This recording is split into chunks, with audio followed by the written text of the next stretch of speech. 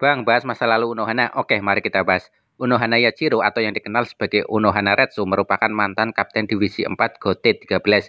Kapten Unohana digambarkan sebagai seorang kapten yang lemah lembut, nada berbicara yang halus, namun dalam situasi tertentu dapat berubah menjadi sosok yang menakutkan dengan ekspresi senyumannya. Dalam chapter 517, salah satu anggota Zero Bante, Tenjiro Kirinji, mengenal baik sosok Unohana. Tenjiro merupakan Shinigami yang mengajarkan Unohana mengenai teknik penyembuhan.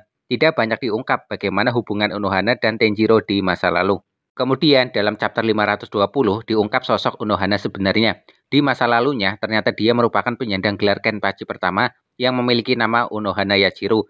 Sebagai penyandang nama Kenpachi, Unohana juga menjabat sebagai Kapten Divisi 11 GOT-13 generasi pertama. Kisah masa lalu Unohana juga dikisahkan dalam pertarungan antara Unohana Yachiro melawan Zaraki Kenpachi yang dimulai dari chapter 523. Dahulu, Unohana Yachiro merupakan Kapten Divisi 11 GOT-13 dan tergabung ke dalam para Kapten GOT-13 generasi pertama. Sebelum diajak bergabung ke dalam pasukan GOT-13 oleh Shotaicho Yamamoto, Unohana merupakan penjahat paling kejam dan terkenal di Soul Society.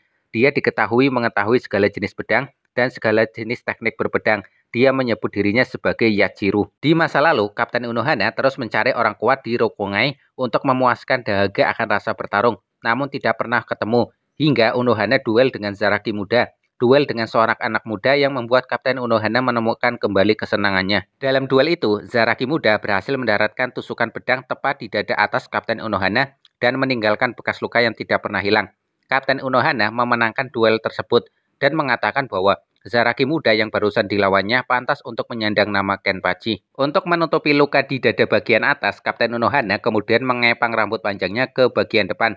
Selain itu juga, gaya rambut tersebut menjadikan wajah Kapten Unohana menjadi terlihat lemah lembut. Berbeda jauh ketika rambutnya masih terurai. Wajahnya begitu menakutkan dan mengintimidasi. Masa lalu Unohana ditampilkan dalam siluet di dalam chapter 523 saat masih menjadi Kapten Divisi 11 GOT-13 generasi pertama.